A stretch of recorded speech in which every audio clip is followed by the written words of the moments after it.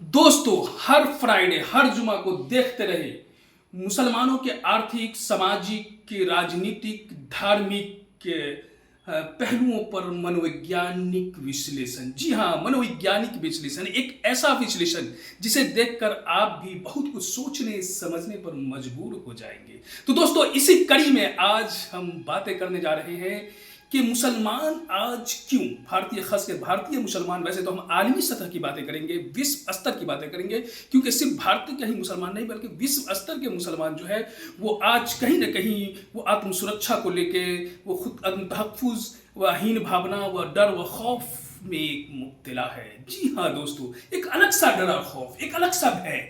आखिर उसमें वो क्यों मुब्तला है, कि वो आज जो है एहसास कमतरी के शिकार है। तो कहा जाता है कि क्यों कर खशो खसाक में न दब जाए मुसलमान, क्यों कर खशो खसाक में न दब जाए मुसलमान, माना वो तबोताब नहीं उनके शरण में। जी हाँ दोस्तों, वो चमक दमक, तबोताब माने होता है कि चमक दमक, शरण माने होता है जिस्म। तो आज आप देखें आलमी सतह पर अगर मुसलमानों की हालत जो दयनीय है उसे देखें तो आप जानेंगे कि उनके डर, खौफ, आत्म सुरक्षा, आत्म तहफ़्फ़ुज़ या फिर एहसास कम तरी के पीछे उनका मनोवैज्ञानिक काउच क्या है। जी हाँ दोस्तों, तो सच्चाई यही है कि मुसलमानों की जो पहचान है वो उनके वजूद से, अस्तित्व से है। फिर सवाल पैदा होता है कि उनका अस्तित्व क्या है, उनका वजूद क्या है। तो ये वजूद, ये अस्तित्व उनको जो है, उन्हें को जो है कुरान में बताया गया है। अल्लाह ताला ने कुरान में पूरी तरह उनके वजूद, उनके अस्तित्व का तज़किरा किया। जी हाँ दोस्तों, सूरह अंबिया में आयत नंबर 10 में अल्लाह ताला ने फरमाया है कि हमने तुम पर एक किताब नाजिल की है जिसमें तुम्हारा तज़किरा है, क्या तुम इसे समझते हो। जी हाँ दोस्तों, समझते हो यानी अंडरस्टैंडिंग है। आज भी मुसलमानों के अंदर अंडरस्टैंडिंग है, ये समझ है कि अल्लाह ताला ने कुरान क्यों नाजिल किया और हमें उसमें हमारे वजूद का, हमारे एम्बिशन का क्यों तज़किरा किया है। सारी सच्चाई, सारी हकीकत से हमें उस कुरान में हमें मुसलमानों को रोशनास कराया गया है। लेकिन आज मुसलमान कहाँ है, किस वे पर है, किस रास्ते पर है।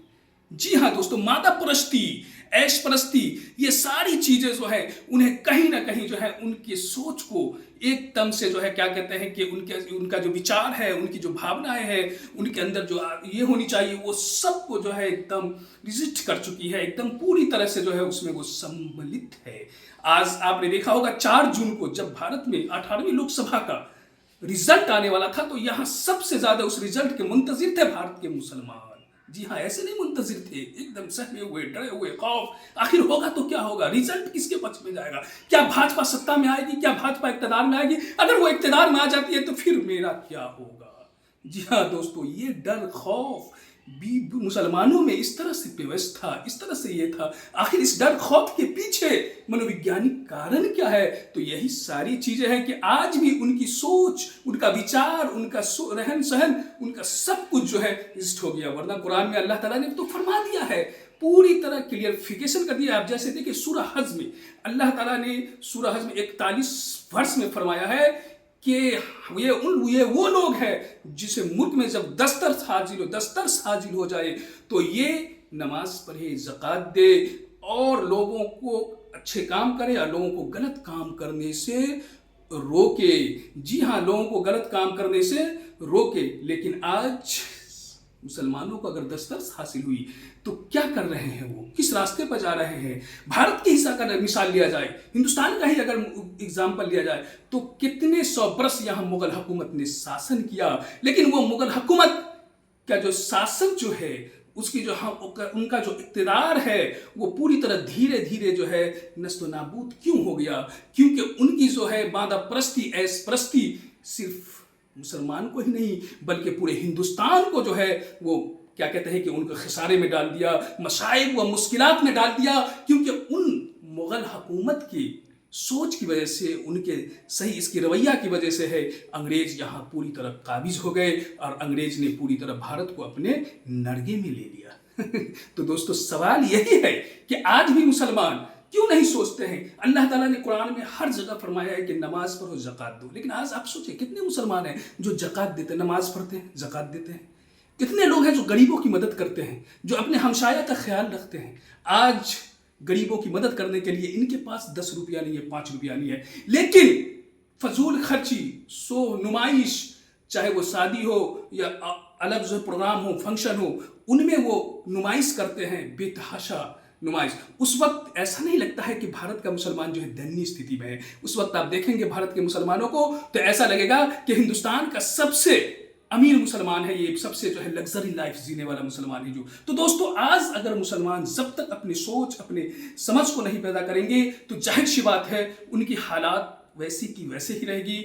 और जो डर खौफ एक अलग चीज है, लेकिन वो जदोकब भी किए जाएंगे, परेशान भी किए जाएंगे, खौफ हरासा भी किए जाएंगे, और यहां तक कि जरूरत पड़ने पर उसे रिप्लेस भी किया जा सकता है। लेकिन ये सोच कब बनी, क्यों बनी है? क्योंकि मुसलमान आज इस बात को समझे कि सबसे अहम चीज, दूसरी जो सबसे अहम चीज है जिस पर हम आज बातें करने जा रहे हैं वो ये है दोस्तों, कि मुसलमान आज भी एरोगेंट है, अहंकारी जो उनकी टेंडेंसी है, ये जो उनका पर्सनालिटी ट्रेट्स है, ये उनको और तबाह बर्बादी की तरफ ले जा रहे हैं। जी हाँ, कैसा एरोगेंट? ऐसा एरोगेंट, एक नफ्सियातो एरोगेंट कि सब कुछ मेरा, एक गलत इल्यूजन में भी जी रहे हैं, एक वहम में भी जी रहे हैं, एक ऐसा वहम जो उसे तबाह बर्बादी की तरफ ले जा रहा है, लेकिन उसे पता नहीं है। ये एरोगेंट है कि अल्लाह मेरा ही है, खुदा मेरा ही है। अरे भाई, अल्लाह ताला ने फरमाया है रब्बुल आलमीन, रब्बुल मुस्लिमीन कहीं नहीं फरमाया गया है, रब्बुल रहमतुल आलमीन है, रहमतुल मुस्लिमीन कहीं नहीं फरमाया गया है, क्योंकि अल्लाह सबके हैं। ये मत तसव्वुर करे, ये मत आप कल्पना में रहे। और ये जो गलतफहमी है या मुबालगे का शिकार है मुसलमान, ये मुबालगे का जो है आपको पता है ये साइकोलॉजिकल उसे किस रास्ते पर ले जा रही है? जी हाँ, यही वो मुगालबा है, यही वो गलतफहमी है जिसकी वजह से वो गलत रास्ते पर जा रहे हैं और वो समाज में अस्थिरता, अनस्टेबिलिटी पैदा कर रहे हैं, समाज को मुंतसिर करने की कोशिश कभी कभी करते हैं। जी हाँ दोस्तों, तो मुसलमानों को आज समझना होगा, एरोगेंट जो है, ये जो सोच है कि खुदा मेरा ही है, मरने की जन्नत मेरा ही है, इस तरह के वहम में जी रहे, हम नमाज पढ़े, ज़कात दे, दुनिया की बुराई तो चारों बुराइयां करे, हर कबीरा से लेके सगीरा गुनाह तक करे, लेकिन एकदम माफी मांग लेंगे तो खुदा हमें माफ कर देंगे, ऐसा कुछ भी नहीं है दोस्तों। इस सब गलतफहमी से मुसलमानों को निकलना होगा, मुसलमानों को इन सब बातों पर जो है गौर फिक्र करना होगा।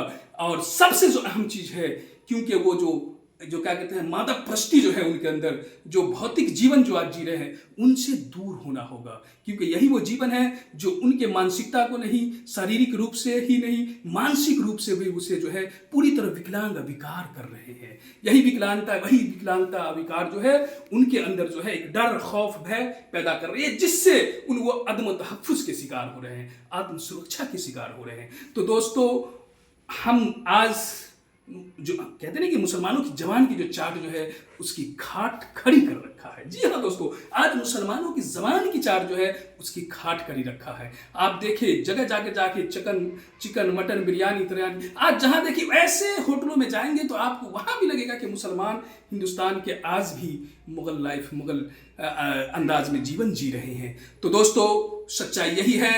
और मैं मोहम्मद मसूद आलम, कैमरामैन बाबुल राय के साथ आजकल देखते रहे, और आजकल के मुसलमानों के हालात से हर जुमा, हर फ्राइडे को मनोवैज्ञानिक विश्लेषण के साथ रूबरू होते रहे। ऐसा इस विश्लेषण जिसे देखकर, जिसे सुनकर आप भी बहुत कुछ सोचने समझने पर मजबूर हो जाएंगे। जय हिंद, जय भारत।